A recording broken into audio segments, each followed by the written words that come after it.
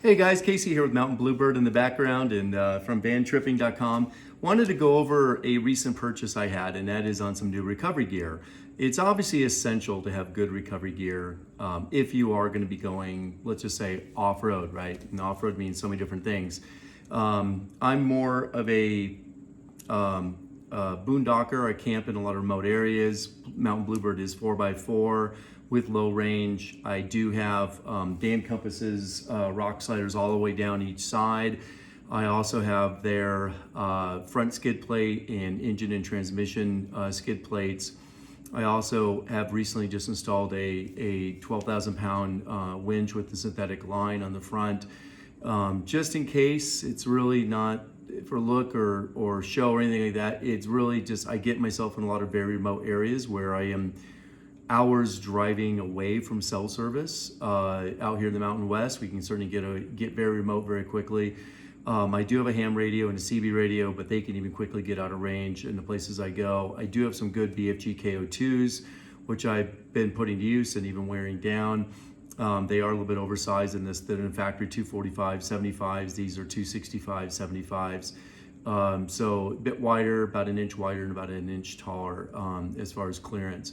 Definitely helps to have those better tires. Also, just from a security in the vulnerability of going over rough rocks and on loose terrain. And I do air down. I do have a couple different air down tools to help you air down quickly. And I do have an onboard air compressor. Actually, I have two onboard air compressors that are tied in together, manifolded together. I have two gallon storage tanks that those feed into, and multiple airports, and also two regulated airports, one front and rear, and one non-regulated airport front, and one also non-regulated in the rear. So I can use those to fill up the non-regulated, to really fill up my van tires back up pretty quickly, and the regulated ports for filling up my bike tires, mountain bike or road bike, and do that very quickly, or even like for tubeless setup, to put a tubeless tire back on a rim if needed. So, or run air tools if that was needed, not that I carry them. I think that's a little bit overkill for what I do. But nonetheless, having some good recovery gear is key. I do try to always, when I'm venturing out in these places, always make sure I'm traveling with others. That isn't always possible. And hence where having a winch is at least a potential to get out of some situations on my own, but also to help somebody else out is more likely how I'm going to use that winch, not so much to help myself out. But I got some more recovery gear. I do have an existing snatch strap that I've had for a while. I haven't even had an opportunity to use it, which is great. That shows that I'm taking care. I also have some metal D-ring hooks that are well rated. These are 3/4 inch, well rated for the weight of the vehicle. But one of the problems that the Sprinter has is it doesn't actually have any front or rear recovery points. In the rear, I do have the factory receiver, so I did put in a receiver recovery point. That's pretty easy, and it's pretty strong. I think it's rated about 9,500 pounds, which is about, let's say, the weight of the loaded van. So in theory, it could withstand the van lifting it off the ground, entirely off the ground, right? Obviously, when we're pulling it horizontally in the ground, we're never pulling really the weight of the van, even when we're mired or stuck in mud or things like that, or behind rocks. That's pretty rare. So that should be plenty for the rear, but what about the front?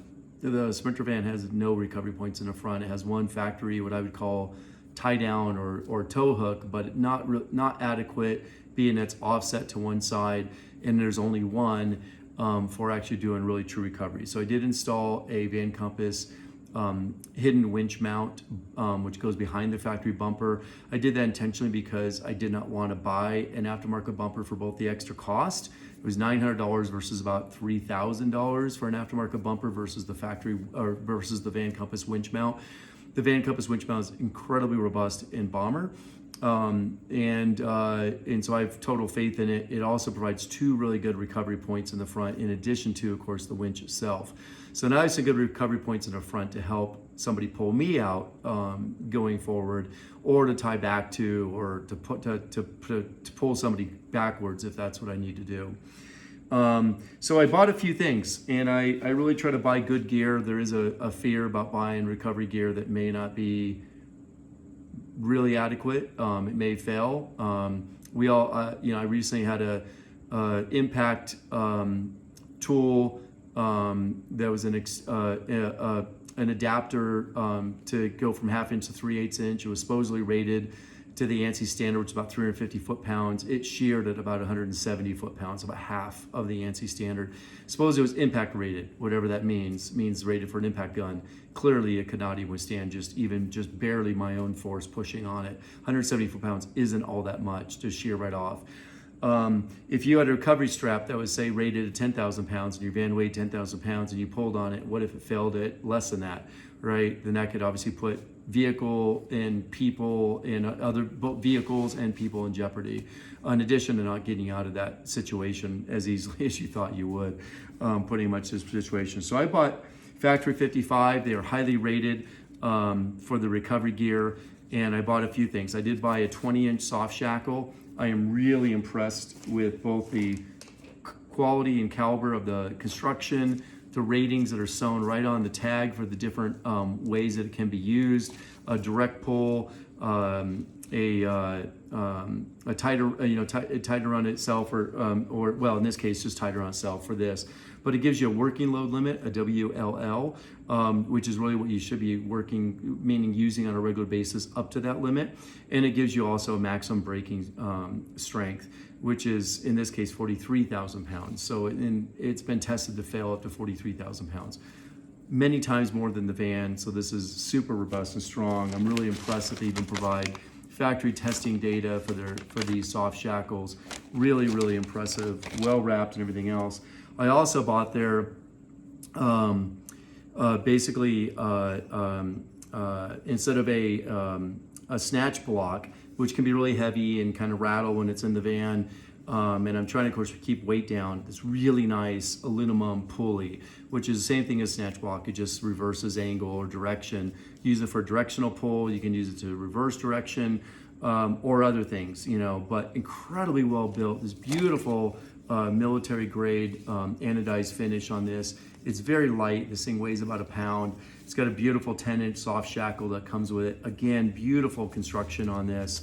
I am super impressed. These little, call it silicone knobs here, are to hold a winch line up to a 1/2 inch synthetic winch line within these grooves, so that it can't come out when it's in there, but it will allow it to rotate through.